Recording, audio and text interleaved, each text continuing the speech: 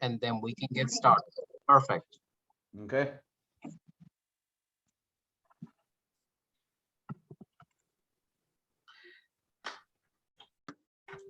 We're recording. We're good to go. Okay. Hi, Jill.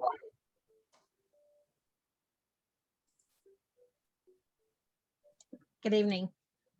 Do you see the attendees populating the event? Yes. Or okay. So give me the go ahead as to when to start, and I'll just get started. Let's give a couple minutes to everybody. Okay.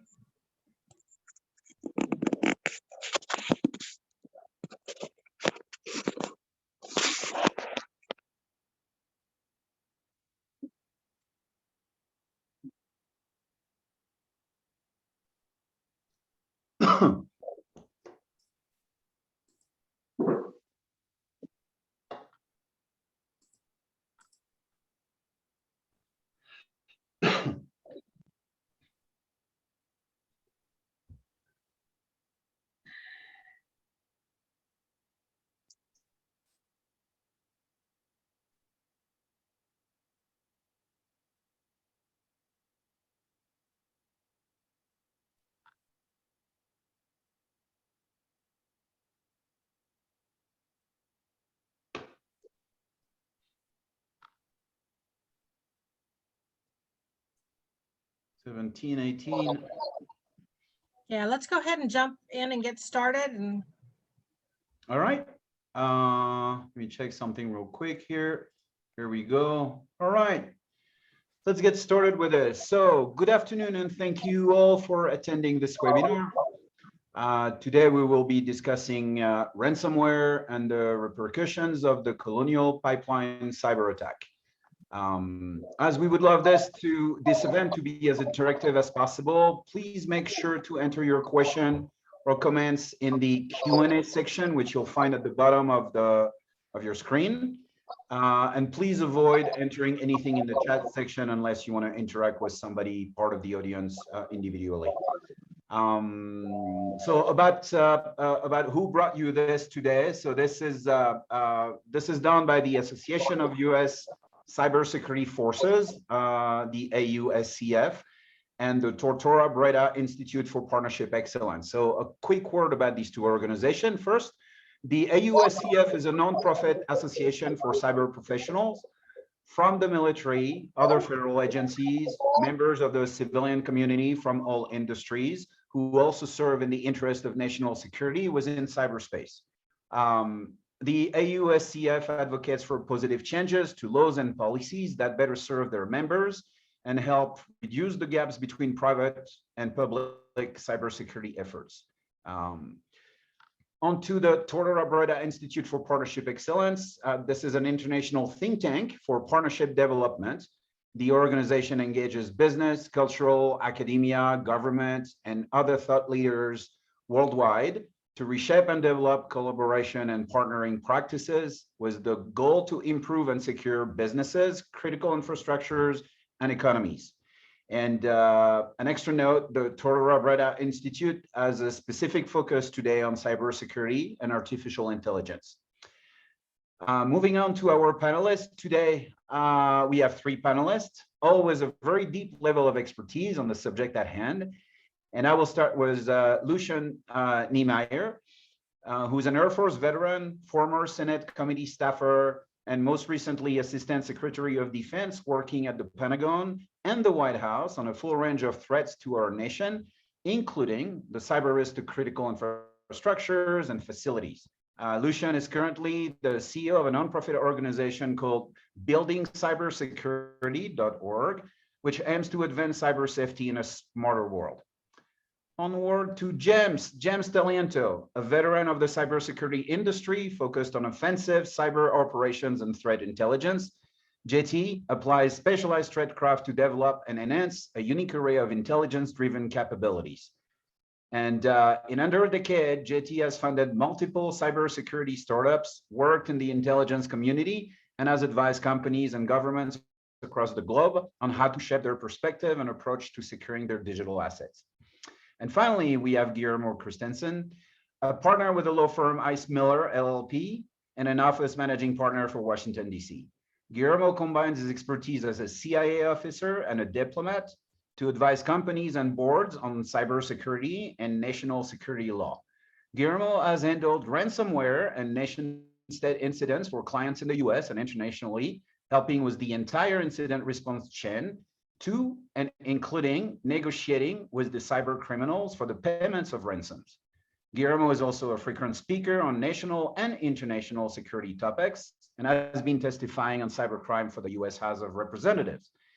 And with this, let's jump into today's debate and start with an open statement from our panelists on their respective views on ransomware and the Colonial pipeline event. And so let me ask James, would you like to start with this?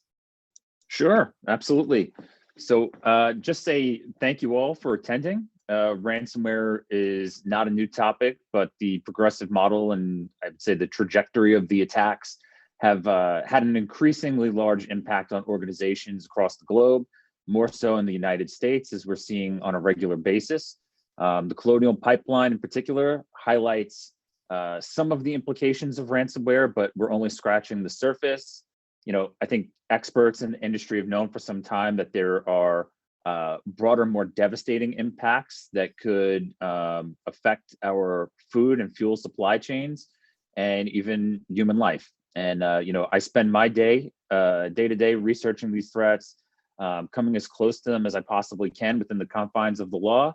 I know their standard operating procedures and their pain points and the pain points that they exploit to make their businesses successful. So I look forward to sharing my perspective on that, which is very much so aligned with the threats themselves, what I witness firsthand every single day as I enter their world and I kind of dissect the intricacies of their business models.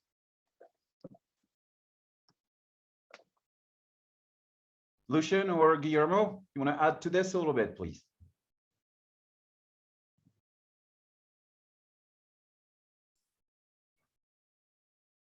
Or maybe not. Tell you what, I think Lucian's on mute. Let me, I'll jump in and while he finds his mute button there. I recently, and this is not an original idea, but I've referred to ransomware as effectively the perfect crime. And not surprisingly, it has ballooned in scale and the impact that it's having. The Colonial pipeline attack is a pretty good example of what can happen, but we have others. And at some point today, we can talk about some of the warning indicators we had of events like, for example, the one in Saudi Arabia around Aramco that was equally devastating for that particular company and their supply chain. But the real problem here is a number of things have come together over the last couple of years to make this very lucrative and very difficult to counter. And in particular, with the growth of ransomware gangs operating out of Eastern Europe and Russia, and James and I have been dealing with this for a very long time. It is extraordinarily difficult to bring them to justice or to interdict them with the tools we have. So one thing we'd like to talk about today is new ways of trying to deal with this problem. But in essence, it's a criminal problem.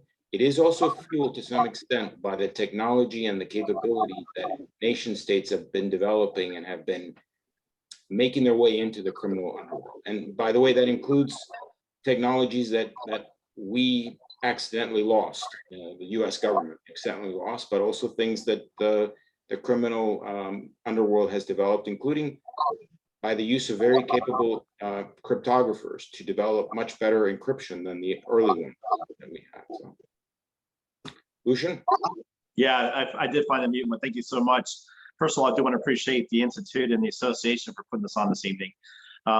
I come at it from a pretty pragmatic perspective. When I was in the Department of Defense, it was difficult to get decision makers and resource decision makers to put investments in the protections of facilities of critical infrastructure because they have competing mission requirements. The same is with the private sector. So when you look at cyber, you look at both what we do from an offensive perspective, but also what we can do from a defensive perspective. And really what I've committed my life to right now since leaving government is how can we incentivize the proactive adoption of cybersecurity protections, particularly when it comes to human safety. This is really the key from my perspective. An attack on a grid, an attack on a water system, an attack on a pipeline can quickly become catastrophic. And how do we actually get folks to pay attention to it? The Colonial Pipeline has done a great service to our country to bring public awareness to what needs to be done. But bottom line, the ransomware threat is insidious. It won't go away. It's a great business model. How do we arrest that business model? By turning to the tools we have, including incentivizing insurance companies to work with their clients to invest proactively in protections. That is really what I believe we need to do as a society. Government can't solve this problem. Government won't be able to protect all of society. We do need a private sector derived framework and organization to drive this business model for CEOs to want to invest in cybersecurity. We think there are ways to do that by using levers of insurance and other levers other than risk mitigation to go ahead and incentivize those investments. And that's really, I think, one way to get after this to protect all aspects of our society, particularly from the safety threat. All right. Thank you, all of you. Let's talk a little bit more about the, particularly on the Colonial Pipeline incident or event. Let's talk a little bit more about the impact and the repercussion of this event. And what I mean by this is that I assume most of us know of parts of the damage that this type of incident can cause to an organization like the Department of Energy or something like this, or an enterprise as recent event of, but we never get the full picture, right? We don't understand all the ramification and all that. So can any one of you expand a little bit on this to explain to everybody what is the possible impacts of this, or what are the possible impacts? Sure. Maybe, so let me start by, and I think Lucian, maybe you can go on mute because I think we're getting some feedback from your side. One of the important things to keep in mind with these kinds of attacks on an enterprise network that's connected to what I would call production facilities. They're actually making things, in this case, a pipeline that's moving a product, but manufacturing companies have the same types of systems. They typically have what we call the IT, which is the internet technology, the information technology part of the system. That's the emails that you may do, the customer facing systems, all the things that practically every company has. And then companies that operate essentially equipment that moves or does something also have internet control systems, ICS or OT systems. Very technical, but basically what it means is they have systems that control things that might turn something on or off or move something. It's basically something that if you do something to it, it's probably going to move and cause damage if it's not done the right way, or if you don't turn it off at the right time. So in those kinds of systems, we like, if possible, for those things to be completely separate. But that also means that those systems, these control systems, often are not very sophisticated. In fact, some of them are really very, very basic, and it's for a good reason, because we don't want them to be like your, like an iPhone or a Windows 10 machine that maybe crashes every 2 days or a day. Those systems need to be up and running 24/7, 365 days of the year without a failure, because a failure could cause a valve to not close the right time. So they're very, very simple, very redundant, but that also means they don't have a lot of security built into them. So we do this thing called an air gap, where we try to keep the two things separate. Now, from my experience, again, mostly in the intelligence world, every time some system engineer tells me that something is air gapped, it doesn't take more than about 20 questions for me to find a way in which that air gap is already compromised. And it's usually something they don't really think compromises the system, but it exists. And that's how these things often are a problem. Come back to Colonial Pipeline. The good thing is we don't think that system was compromised.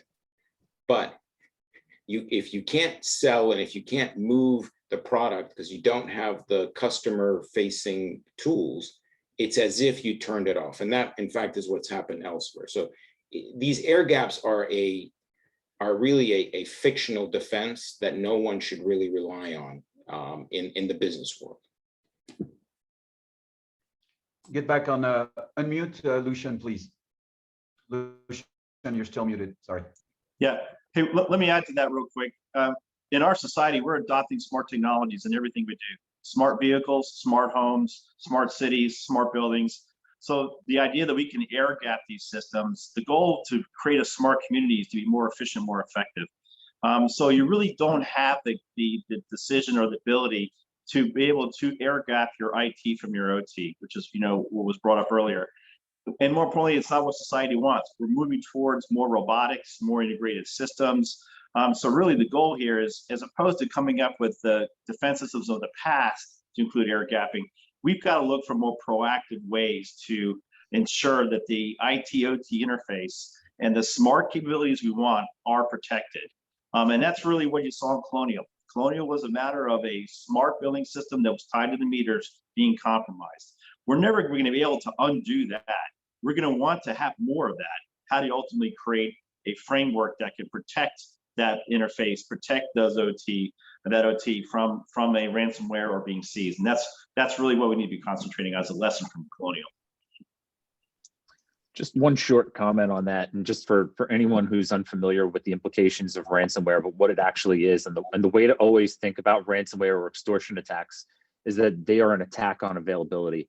And whenever you can prevent something from operating, you're going to inflict some type of pain that's going to entice somebody or elicit them to perform some behavior. And in this case, it's a matter of paying them.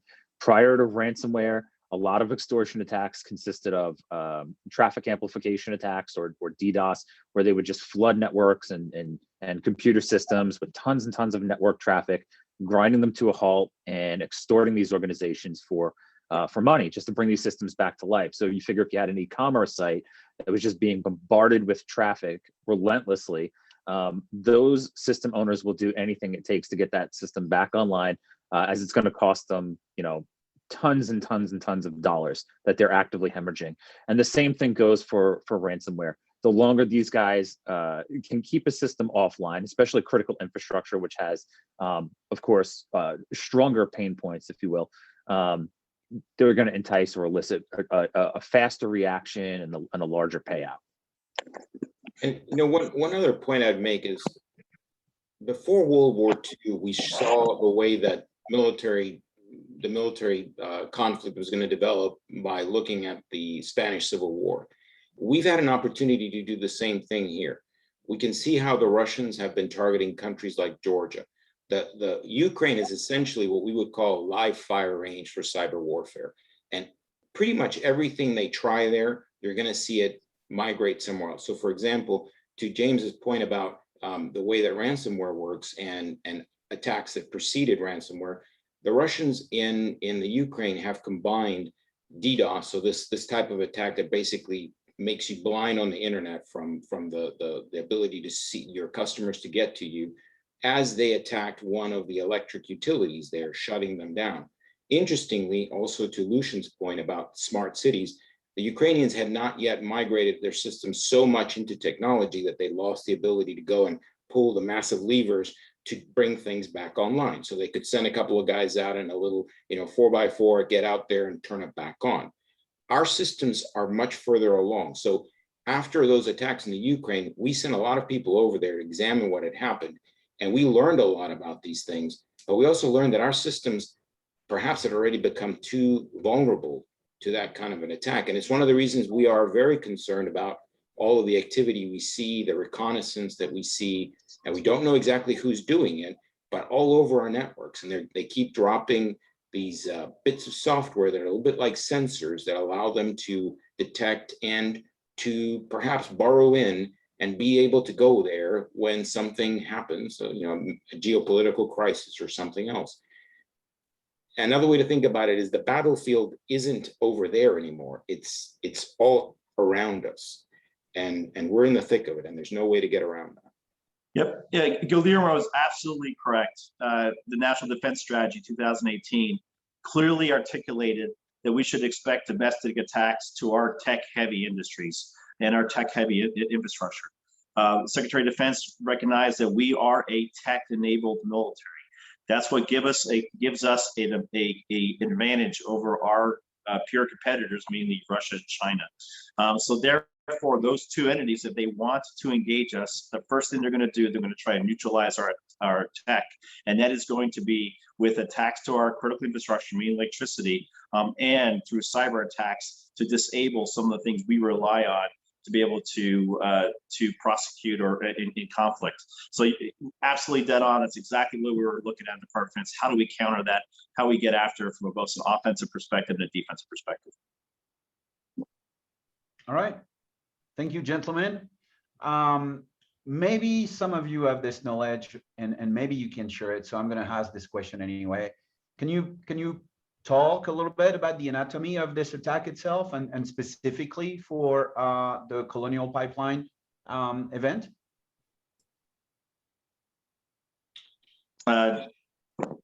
Specifically, as far as the role of insurance, I didn't catch the first part of that. But what the anatomy of the attack, like how did the attack happen? Like what is the structure of this incident? Well, I think so. The ultimate details I don't think have emerged completely yet, but typically a ransomware attack like this is going to happen almost 99% of the time through one of two vectors, two ways in. One is those phishing emails that probably everybody and their kids know about, right? That's where you get a link, you click on it, and because your system isn't really set up to block malware, to block evil software in essence, it begins the process of deploying this onto a system. And most of us live in a Windows world, and Windows has a lot of flaws in the way it manages that account you have and the ability to escalate it. In other words, to get more and more power over that domain to the point where you can turn accounts on and off, change passwords. That's vector one. Vector two, and I suspect this is probably the one that happened here, is something, again, if you have an IT team and they tell you, I need to change something on your computer, can I jump on? This is called a remote desktop protocol. And basically you say yes, and they show up on your computer, they do their thing, and they drop off. That's what the hackers effectively do because the system has not been secured. So they get in that way. And I'd say about 60% of the attacks we see come in through that RDP. Once they're in, unless the system is really well buttoned down, and usually you have a very active security team basically prowling inside the perimeter of the network, right? You think of this almost like a castle, and you've got, guard dogs walking around. You've got that team inside looking for any anomalies. And anomalies could be, oh, Guillermo's logged in 2 times. He's logged in from home and he's logged in from Iran. Now we're pretty sure Guillermo didn't go to Iran because there's no way they want him there. So this is a problem, and then they do something about it. And that's typically the way that happens. Now, once they've managed to do that, once they've managed to get that toehold into your system, translating that into a successful attack can be as little as an hour to 5 hours. We've seen some of these attacks migrate like that incredibly quickly. All right, James or Lucian? Yeah. So to Guillermo's point, there's a very small subset of what we call like initial access techniques that will actually manifest into gaining a foothold in the environment. And a big chunk of them are attributed to email. And then I would say with ransomware in particular, the other chunk is definitely attributed to remote access services like remote desktop. We saw, I think it was last year, a lot of attacks coming from Citrix, but those are just a few examples. It's that whole classifications of software in particular that gives such gratuitous access across an environment that makes it a prime target specifically for ransomware operators. All right. So with all what was just said and where we at with this, right? Another concern that I see from the audience and from some of the people that I regularly talk to is with the type of visibility we got here. I mean, this is an event that made the news and this type of thing. There's probably tons of events like this that we'll never hear about, but this one has a high visibility and a high profile. Do you think this creates motions and this encourages more event like this. I mean, people realizing that we can hack the, one of the infrastructure of the US or critical infrastructure of the US. That's a pretty big target. What do you see happening in the near future, and where do you see the trends of ransomware going? Is it something that we finally are coming close to tackle very well, or is it something that is just at the onset of being very popular in the bad actor community and becoming more and more important and more prevalent in everyday's life? So ransomware is not new by any stretch of the imagination. It's been it's existed for quite some time, but this double extortion business model has only been around for maybe a year and a half, a little more than a year and a half. Can you expand a little bit on the double extortion concept, please? Yeah. So double extortion essentially consists of twofold extortion, right? So, hey, I've exfiltrated, or I've been able to infiltrate your environment, compromise your critical assets, exfiltrate all of your important data, and keep a copy of it. And then I go ahead and I ransom or I encrypt all of those critical assets to prevent you from actually using them. So now, step one, I'm going to hold you hostage in order to free up your operation, like restoring operations to a recoverable state where you can actually continue to make money or perform whatever service or duty that your organization does. And then step two is, hey, I know all these pain points. I know these regulatory pain points, the fines that you're going to deal with, the reputational damage. I'm going to leak this data. I have it. I've stolen it. It's out in the public now. I'll prove to you that I've got it. And if you don't pay up, it's out there in the public domain. So that's the double extortion model. Whereas previous to that, it was, hey, let me infect as many systems as possible. And whatever I can infect, I'm gonna charge you a fee to decrypt. One of the interesting quirks in this, and so if any ransomware groups are listening tonight, I'll give them a little free advice.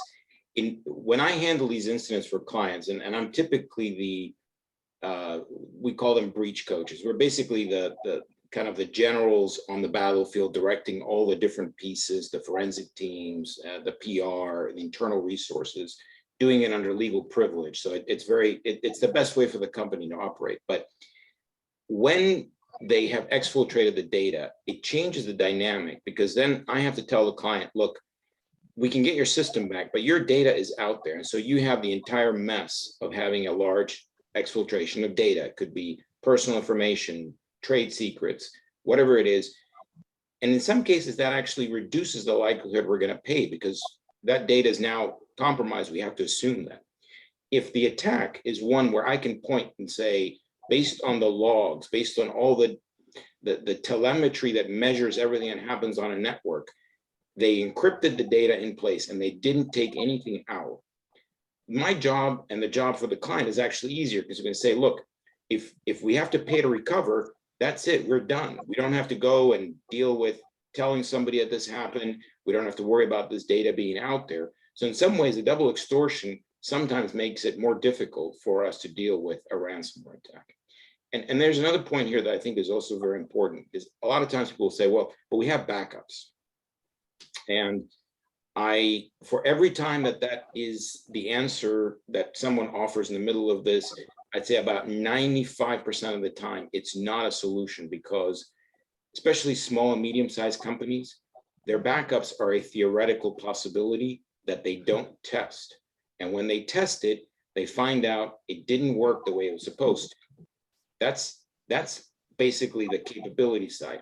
But there's another side to this, which is a lot of companies operating very large databases. You could have a backup, but it's not going to be real time. It's going to be a week old, a day old. And so all that information, that difference is money lost. Those databases, when they are encrypted by the ransomware, fail spectacularly, because it's almost as if it starts eating part of the data file along the way. And by the time it gets to the end, the first part is corrupted and it no longer can be recovered. So a lot of times you cannot bring the system back. And that's a hard message sometimes for our clients to have to deal with. Hey, one thing I would add to that is that most bad actors want to move quietly into a company let the company know they have either a double extortion or an attack, extract the ransom and move on. It's really not in their best interest for that attack to go public. More importantly, it may not be in the best interest of the attackee for it to be public. So what happened in the case of Colonial by becoming a national event probably wasn't in the best interest of anybody. But it had to be national because there was obviously an impact on the daily lives of Americans. But for the most part, the bad actors would prefer just to get paid the ransom or negotiate down the ransom quietly and then move on to the next target.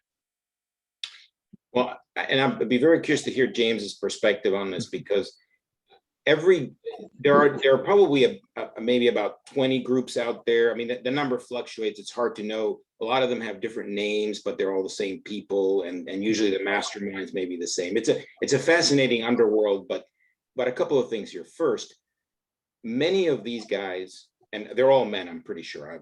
I don't think I've run across too many that I would think. I mean, women have much better things to do, I think, in the IT world. But they're all, I'd say, mostly Russian and East European men, and a lot of them will tell the victim, "Look, your network was crap. We got in so easily, and we're actually doing you a favor by showing you how bad it is, so you can make it better," right? So there's a bit of there's a logic there that I understand, but it is infuriating for everybody concerned. The other thing is that some of them are frankly brutal in their approach to this stuff. We deal with one, for example, called Clomp, where they love to expose the victims. I mean, they maintain a website where they dump everything that they've stolen if you don't pay. And while the negotiation is going, they begin leaking things to put pressure on you. And boy, is that a tough situation for, I know, the CEO of a company or the general counsel, that every morning they're waking up and more sensitive information, emails, whatever it is being put there as we're trying to negotiate down from, say, a $10 million ransom to something that they might be able to pay if they don't have insurance, or even if they do.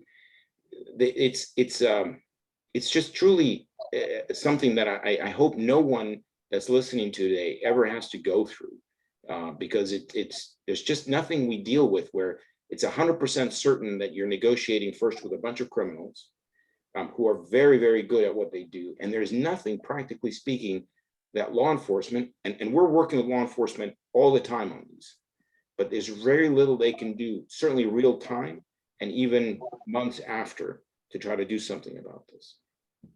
Yeah, so they are very, very well organized groups who I don't think this will slow them down at all, personally, because I see a lot of the tactics changing and their behaviors change, and that's just kind of the nature of their evolution over the years.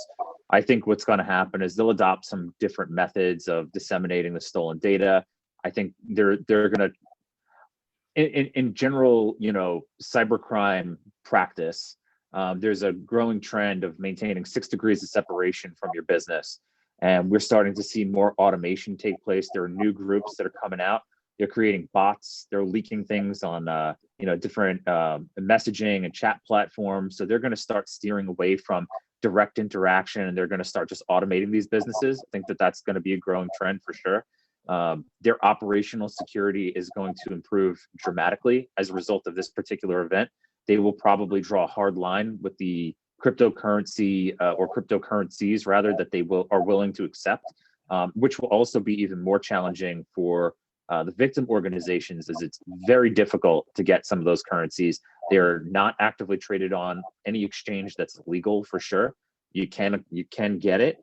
I don't know the legality surrounding those particular currencies, but these guys definitely know that it's going to tip the odds in their favor, and they're very well organized. Like, if you even just read their standard operating procedures, they will not, and many of them, and it's kind of like a telltale sign of where they're coming from, they will not target any nation within the Commonwealth of Independent States. So like Ukraine, Georgia, Azerbaijan, Russia, etc. Like they steer clear of it. They know, and it's like an unspoken rule over there, that if you're not targeting anyone within that region of the world, you're very unlikely to be pursued, and they're insulated, and they know it. They'll rub your nose in it. So Yeah, I think there's a level of sophistication. They've got a very well thought out economy and ecosystem, to say the least. There are different degrees or groups of criminals that you know, the folks that Guillermo and I spoke of before that are actually breaking into the networks. That is a subset of cyber criminals. Those are what I would refer to as initial access brokers that actually only play a small piece of the puzzle. So they are actively breaking into organizations, and then they go and they auction off access into these environments. And then you have the ransomware operators, you have the malware authors who have a very interesting business model as well. It's a service model where you are an affiliate of the ransomware author who provides support on the software and adds features and enhancements. So it functions just like a business. I have actually seen security services for these groups that go out and test their own tools to make sure that they're secure, that they're not going to be compromised by law enforcement. It is very sophisticated, and they are much better at what they do than we are. That's why they keep succeeding. It's very One thing I would reassuring. add is that one thing I would add, Gil, is that every industry is vulnerable. It's not oil and gas. It's not, you know, some of the critical infrastructure. Really, the bad actors who can go after any asset and that is any way connected, any industry. The NBA, you know, went through a ransomware attack. National Basketball Association, hospitals are going through it. Schools are going through it. Law entities are going through it. I mean, they are affecting every potential entity across the entire spectrum of our economy on trying to draw ransom. It's just not a focus on one specific industry. And if I might add on Lucian's point, because I think it's absolutely right. Everybody is a target in this. But the other interesting thing is you will see once they have a success in something, in some new area, and they figure out, oh, wait a minute, there's a possibility here. So schools and state governments and city governments, I don't think probably your average Russian criminal hacker didn't realize that you could actually ransom a city in the United States. They just probably didn't think about it. But when they did and it worked, they realized, boy, that's a really good model. And they'll pay. Many of them have to pay. Court systems. So it's basically, if you have something, if you're operating in any kind of a business organization, you're using data of some kind. That's an old adage that's even more true today. If you shut that system down, that's it. I will say also, if manufacturing has been definitely their favorite during COVID, because with supply chains being strained to the way they are, any small blip where, for example, it might be a company that you don't think they're that essential, but they're a key cog in, say, Amazon's supply chain. You interrupt that, it causes a lot of downstream effects. And so that company has to actually pony up very quickly because they can't afford to be offline for 2 weeks. They may lose that business forever, as well as obviously, the business they're losing those 2 weeks. All right. Well, with all the very reassuring messages you just shared with us, thank you. I'd like to move to something maybe that can help people. So what do individuals and more importantly organization, governmental or public companies, private companies, everything, what can they do to minimize or to prevent a successful ransomware attack? What's you talked about the fact that Guillermo, you talked about the fact that backup and recovery is most often not a good solution because of the poor reliability of recoveries of backups for once and many other reasons and all that. But what is a basic recipe to start getting going on this and avoiding to be an easy target at least? So I would say I have a couple of points that if a company implements them, and these are, I would say, simple security is very effective, but it's also very hard to do on an enterprise level. So, for example, things like we were talking about this RDP, this remote desktop protocol, this access. There's very little reason why you should have that enabled in the ways that most companies do. It's frankly, and I'm an IT guy, I know, IT people are lazy, okay? We try to find the easiest way to do something, and That's part of the problem. So they leave these doors open into the system. So first, go through. The other thing that you'll find IT people do is, if you don't have, they operate at a very high level of domain of authentication on the system, so that they can do whatever they need to do without having to put in new passwords and things like that. That's a terrible idea, because that account, if it gets hijacked, opens the door to a lot of other things. So there's a lot of basic, what I would call hygiene, that's very important. And if you do most of it, it will be very hard for the initial loss of authentication, of access rights, of credentials, of passwords that James was talking about, to find its way to the bad guys. That's the first thing. The second thing is, you need to understand what your risk is. And this usually takes the form of understanding why you matter in this world, in terms of your systems, who might be coming after you, why, and then figuring out how you want to proactively defend certain things. Again, a security saying you don't defend everything, because then you defend nothing. So you have to pick the things that matter. And then the other one that I would say is extremely important is, the moment to figure out what you want to do is not the day after your system gets hit by ransomware. It's months, if not years before. And I would say probably the most frustrating part of my job is this.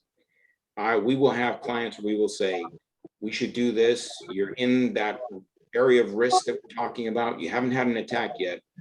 It'll cost you, say, $100,000 to do a really good program to keep you from getting into trouble. Oh no, that's a lot of money.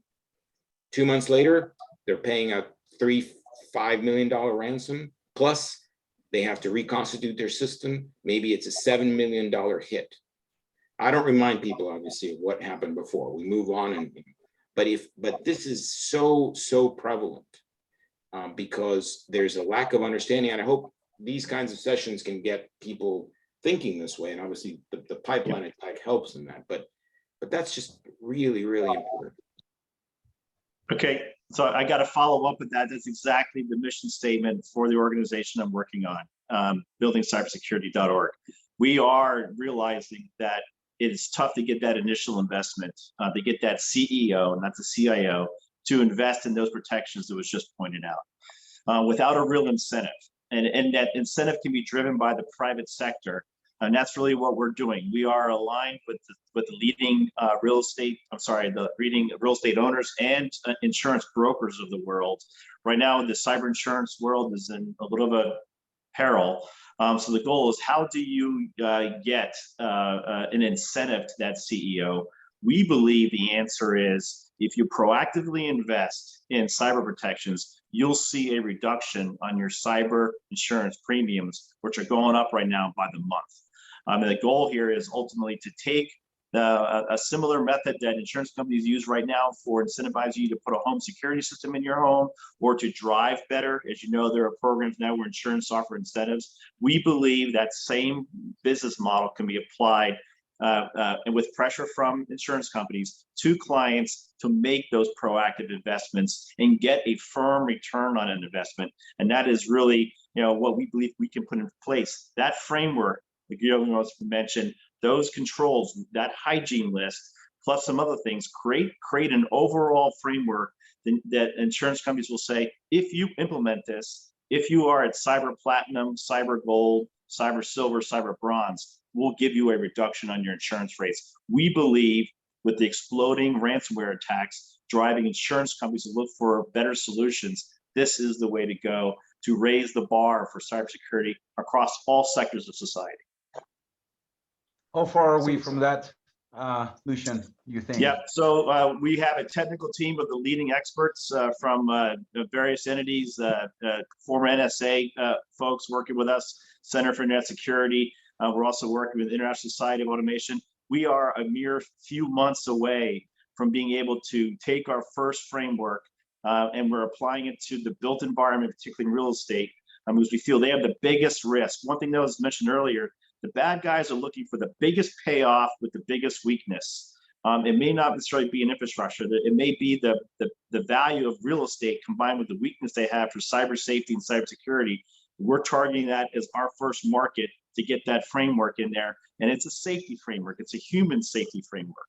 I mean, that's what's driving insurance companies to care about property and casualty claims. So we're months away from getting into the first market with the support of the leading brokers of the world, and as well as the underwriters, in talking to the major real estate owners that you need to do this to protect the tenants in your building. All right. But I would also say, Gilles, that most insurance companies offering cyber coverage, and it's not all, it's still a subset of the market. Typically, when you get a policy, sorry, something's going on with my sound here for a second. Oh, am I back? Yeah. Typically, when you purchase a policy, you get access to a lot of resources. So you might get access to a team that can help with this type of risk assessment that I'm talking about. But even if you don't, I mean, it's for most small and medium-sized companies, and that's really where I want to aim this message. It's not an enormous heavy lift. If you have a good consulting group that provides basic cybersecurity hygiene, they can scan your network. It's not very expensive, and they can give you that punch list of, say, the top. And I always say, give me the top 10 things, and then let's work our way forward. And you do that, you are, again, it's not perfect, but you're much better than the companies that sometimes I have to deal with, where, the email came in, they hit the link, and within 5-10 minutes, they had the whole network. Then they went and they trashed the backups. They waited for the weekend, because the weekend's always a great time to, pull the pin on the grenade. And then on Monday, they're in the middle of a mess. So I think sometimes it's viewed as much heavier lift for most companies than it needs to be. And I do think it's a fairly, a lot of it is a fairly simple fix ahead of time, but it's not a simple fix after the event. Then it's really a mess. I would say prioritize your security investments too. So you can't do everything. It's really overwhelming. Know what you are, who you are, where you're operating, and base whatever your budget is for security into the things that are going to matter most. There are threats that are relevant to particular industries, to particular regions of the world. It doesn't take a whole lot to find that information. CISA does a really great job of publishing advisories and flash reports on just that. You should absolutely practice good IT hygiene, without a doubt. And a lot of that just comes at your typical IT operating costs.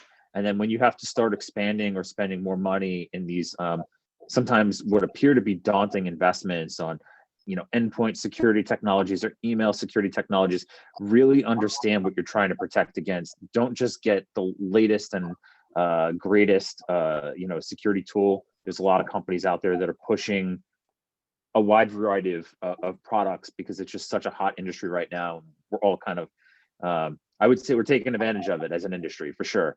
And don't fall into that trap. Just get what works for you. There's plenty of great options out there. All right.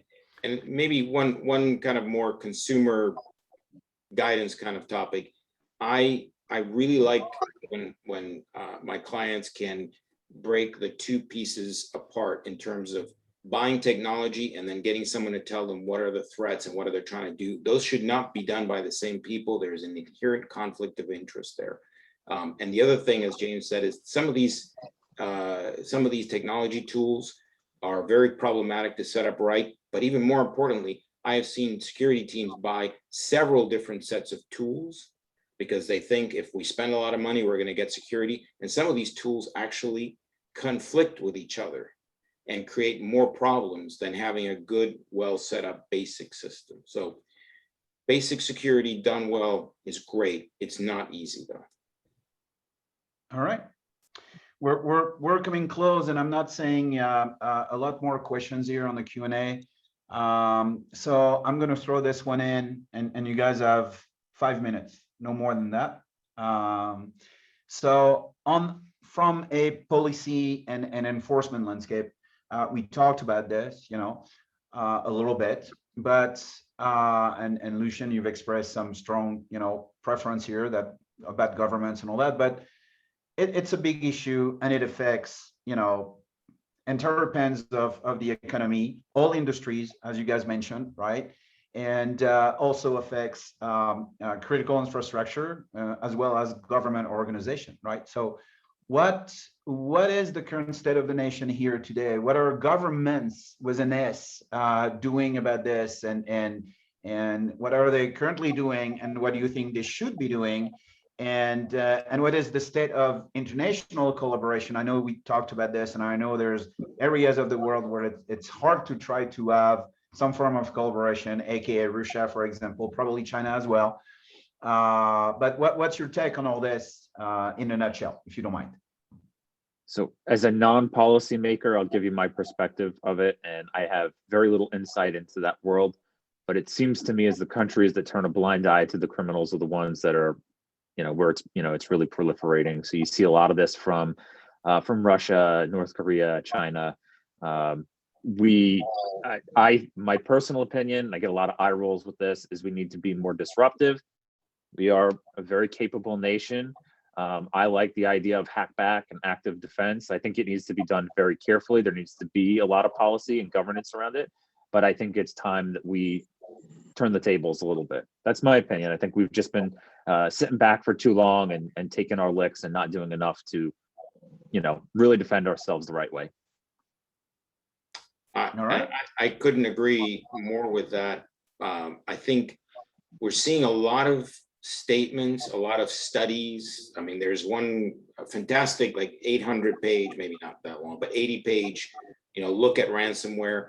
I think that's overdoing the thinking part of it in some respects. It is not as complicated a problem. It's more that we're not well suited to defend against it. I think that right now, that one of the best things we could do is make life very difficult for these groups. And one of the things that I have thought about and said a number of times is, not unlike in the old days when there weren't enough British Navy ships roaming the oceans, they would give authority to merchant ships to go out and do the job, basically state-sanctioned piracy, right? There are things we might think about doing. I mean, there's certainly a lot of things that we could innovate. Many of my colleagues in the legal field are very concerned about that. They think, if you start doing offensive operations, who knows where you end up.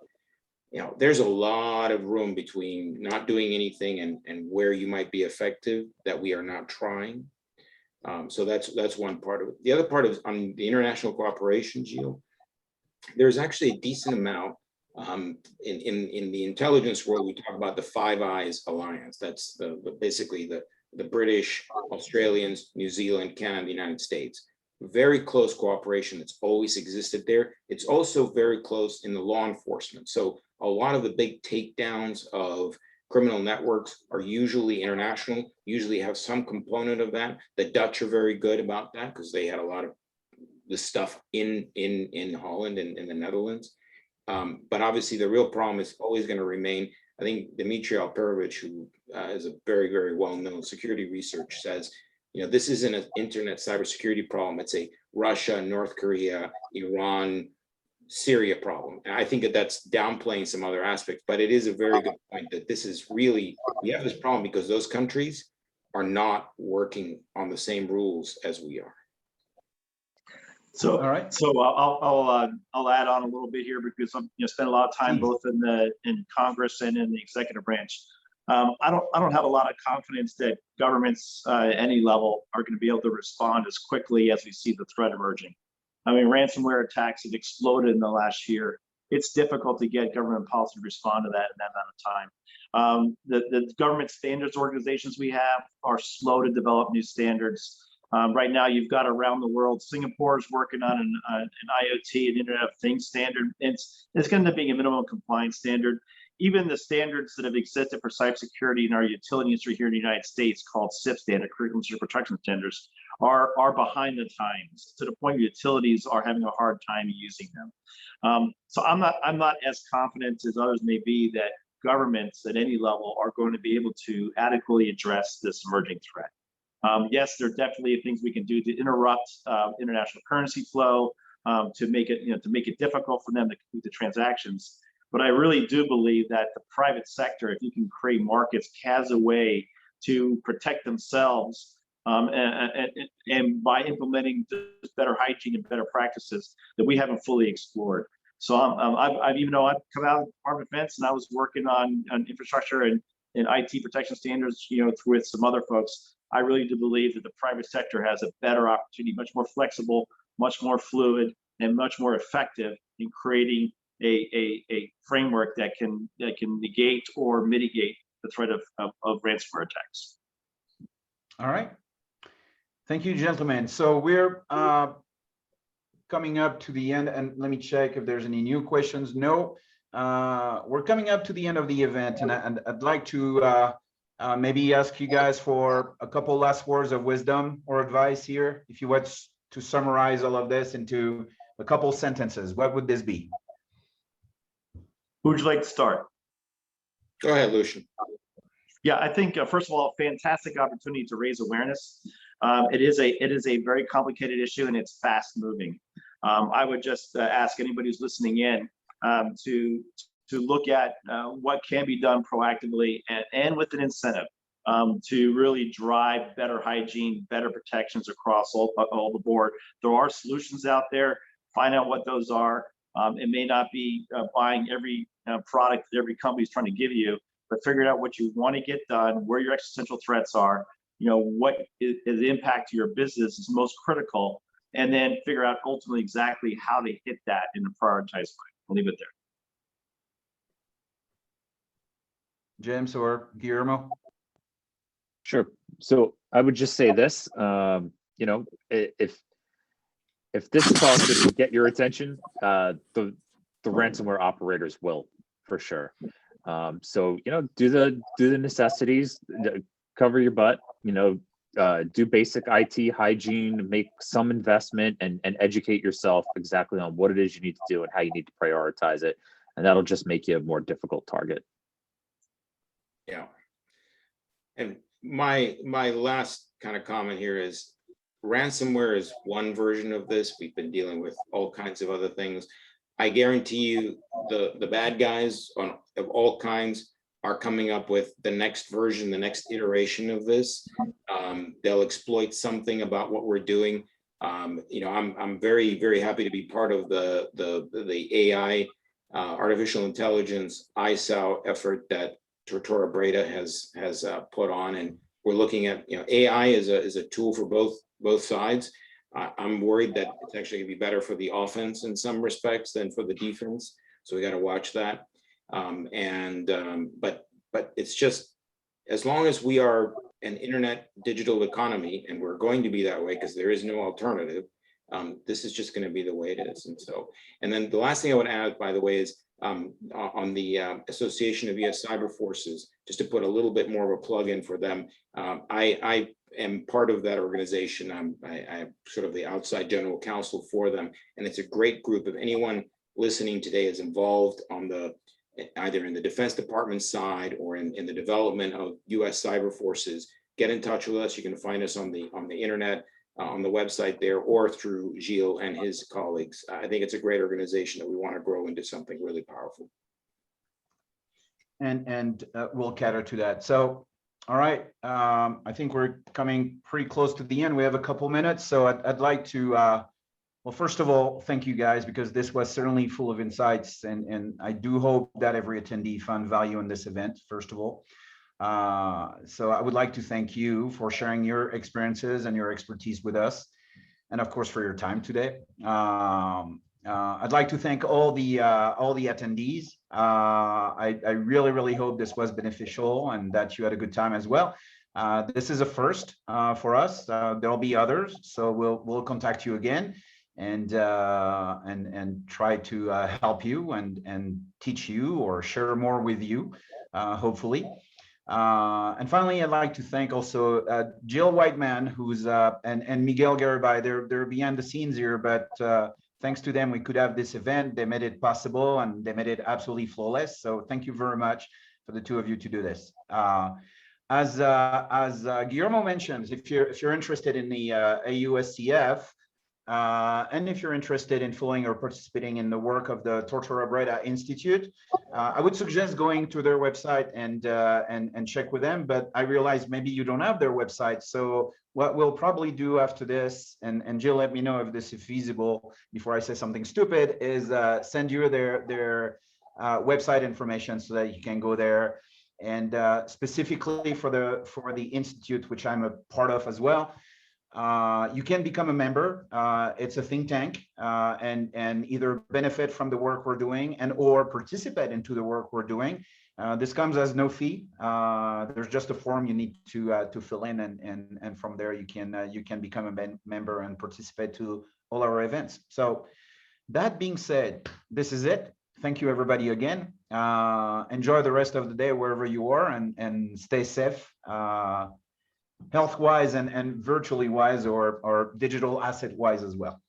That's it. So thank you. Thank you Thank very you. much for the opportunity.